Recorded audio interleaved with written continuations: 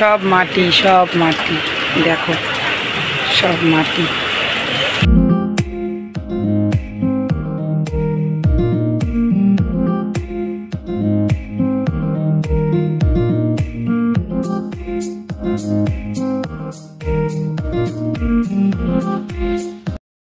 রাধে রাধে বন্ধুরা, হরে কৃষ্ণ। রানিস ব্লগে তোমাদের অনেক অনেক স্বাগত। বড়দের প্রণাম আর ছোটদের ভালোবাসা জানিয়ে আজকের ব্লগটা আমি এখন থেকে শুরু করলাম। আর এখন বাজে 4টে, আর খাওয়া দাওয়া সবার হয়ে গেছে।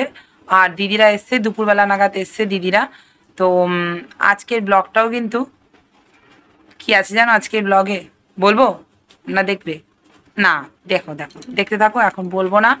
আর এখন জানো কি হচ্ছে, তো এখন কি হচ্ছে সেটা দেখো, আর এরপর থেকে কি হবে সেটা তোমরা পরে দেখতে পাবে।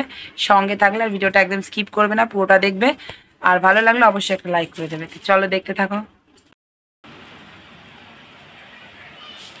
দেখো বন্ধুরা, এটা কিন্তু জন্মাষ্টমীর তোড়জোড়। আমাদের গোপাল সোনার জন্য জুয়েলারি হচ্ছে, নিজের হাতে তৈরি করা। দেখো এদিকে আমাদের খুশি রানীও কিন্তু কম না, দেখেছো? দেখো কত সুন্দর। আর এদিকে বাবা দেখো দড়িগুলোকে ছাড়িয়ে দিচ্ছে। তো চলো, জুয়েলারিগুলো হয়ে গেলে তোমাদের দেখাবো যে কেমন জুয়েলারি তৈরি হলো। দেখতে থাকো, আর এক্ষুনি কিন্তু আমরা বেরিয়ে যাব। তো চলো সঙ্গে থাকো, কোথায় যাচ্ছি সেটাও দেখতে থাকো। তো বন্ধুরা রেডি হয়ে নিয়েছি, আর বলবো না কোথায় যাচ্ছি, তোমরা সঙ্গে থাকো। প্রচুর লোকজন যাচ্ছি একসাথে, ভীষণ মস্তি আছে। তো চলো দেখতে থাকো, সঙ্গে থাকো কিন্তু। তো তোমরা দেখতে থাকো যে কি হলো ব্যাপারটা। আমরা সবাই রেডি হয়ে নিয়েছি, আর এদিক দিয়ে আমরা চলে যাচ্ছি। দেখো এখানটা গলিটা খুবই অন্ধকার, আর দেখো ফট করে আলো জ্বলে গেল, যেন মনে হলো যে আমরা আসছি বলে কেউ লাইট জ্বেলে দিয়েছে। তো দেখো এদিকে সবাই অপেক্ষা করছিল আমাদের জন্য, আর আমরাও চলে আসলাম। দিয়ে আমরা চলে যাব সেই জায়গায় যেখানে আমাদের যাওয়ার কথা ছিল। তো সবাই দাঁড়িয়ে আছি এখানে, অটোর জন্য অপেক্ষা করছি। দিয়ে একটা অটো আসবে, ওখানে চলে যাবে কিছু মানুষ, আর আমরা কয়েকজন এখানে দাঁড়িয়ে যাব। আর শুরু হয়ে যাবে অঝোর ধারায় বৃষ্টি। কি বলবো, আর এত বৃষ্টি বলার মতো নয়। তো অটো আসলেই চলে যাব, তোমরা সঙ্গে। অটোর জন্য দাঁড়িয়ে আছি, অটো আসলেই চলে যাব। তো সঙ্গে থাকো কিন্তু, কোথায় যাচ্ছি দেখতে থাকো। আগের অটোতে আমার ছেলেটা কিন্তু চলে গেছে ওদের সাথে, না হলে এত বৃষ্টিতে আমি আর যেতামই না। তো দেখো যত কষ্টে হোক গাড়ি পাচ্ছিলাম না, যেভাবেই হোক আমরা পৌঁছে গেছি মেলায়। দেখো এই এখনও পর্যন্ত কিন্তু সবার মুখে হাসি রয়েছে। যে জায়গা থেকে আগের দিন ঢুকেছিলাম সেই জায়গা থেকে আবার ঢুকে গেলাম। আসলে আগের দিন এতটাই মজা পেয়েছিলাম, তো ইচ্ছা ছিল যে দিদির মেয়ে দুটোকেও একটু এই আনন্দগুলো দেব।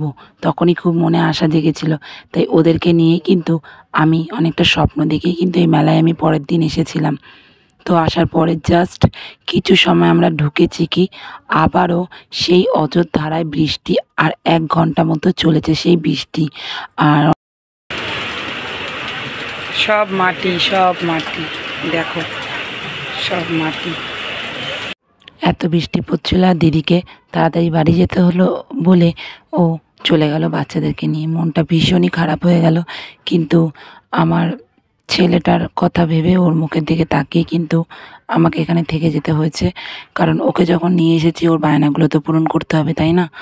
তো উঠে গেলাম এই একটা ঘূর্ণিঝড়, যেখানে ছেলের খুব আশা ছিল, বলছিল যে মা ওটাই চড়বো, তাই চলে গেলাম ওটাতে। তোমাদের দাদা আর যায়নি, চড়া টড়া নিয়েও আমি ছেলেকে নিয়েই সবগুলোতে একটু মজা করে নিয়েছি। তো চলো তোমরা সঙ্গে থাকো আর দেখতে থাকো।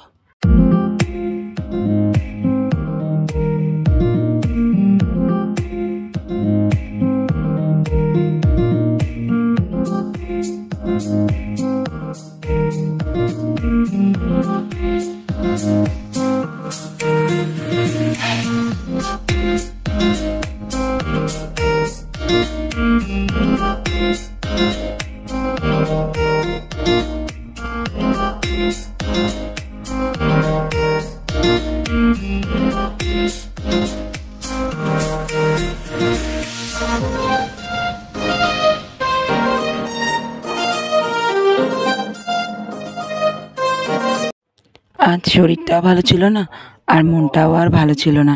তার কারণে আজ কোনো কিছুই আর মনে হচ্ছিল না যে কিছু খাই, কিছু কিনি, কিছুই আর ইচ্ছা করছিল না।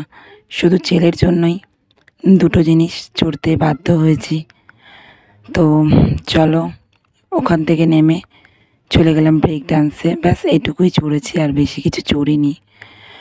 তো ওই ছেলে আর আমি বসে গেছি। তোমাদের দাদা আর কোনোগুলোতেই ওঠেনি, কোনোটাতেই ও আর ওঠেনি।